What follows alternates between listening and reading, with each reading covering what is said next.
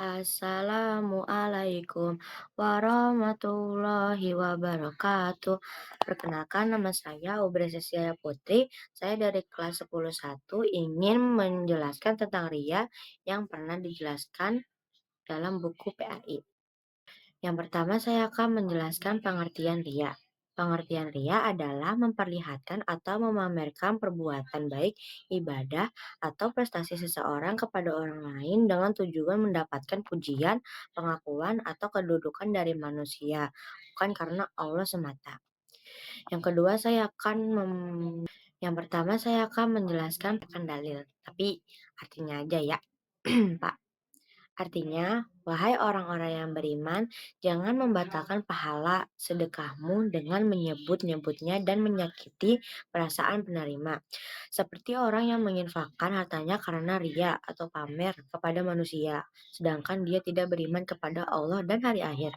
Akan dalil. Tapi yang ketiga itu ada ciri-ciri orang yang ria itu yang pertama itu malas saat sendirian, namun rajin saat dilihat orang lain. Yang kedua, bersemangat saat dipuji dan semangatnya menurun saat dicela. Dan mengutamakan ibadah yang tampak seperti sedekah terbuka dan mengabaikan ibadah tersembunyi. Di situ. Yang ketiga itu ada dampak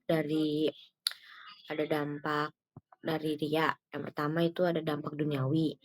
Yang pertama, dari dampak duniawi, tidak tenang. Orang yang ria akan merasa gelisah dan tidak tenang dalam hidupnya. Yang kedua, hilangnya wibawa. Seperti ria dapat menyebabkan seseorang kehilangan wibawa di mata orang lain, meskipun ia berusaha mencari pujian. Yang ketiga itu mudah terpengaruh. Seseorang yang ria mudah terpengaruh oleh perasaan sendiri dan cenderung menyombongkan diri. Yang keempat, aibnya terbongkar. Allah bisa saja memperlihatkan keburukan dan aib orang yang ria di dunia, meskipun niatnya adalah mencari pujian. Dampak dari kedua itu ada dampak ukhrawi ya. Ya, ada dampak ukhrawi. Yang pertama itu amal ibadah batal atau tidak diterima. Ria merusak keikhlasan sehingga amal ibadah yang dilakukan menjadi sia-sia dan tidak mendapatkan pahala dari Allah Subhanahu wa taala. Yang kedua, terhalang dari hidayah dan taufik ria. Dapat menghalangi seseorang untuk mendapatkan rahmat dan bimbingan dari Allah Subhanahu wa taala. Yang ketiga, siksa di akhirat. Dosa ria dapat menyeret seseorang ke dalam siksaan neraka, bahkan bisa menjadi penyebab orang-orang tertentu seperti alim atau mati syahid dicampakkan ke neraka. Yang keempat itu ada mendapat murka Allah. Ria dapat menjadi sebab datangnya murka Allah di akhirat. Yang kedua itu ada dampak.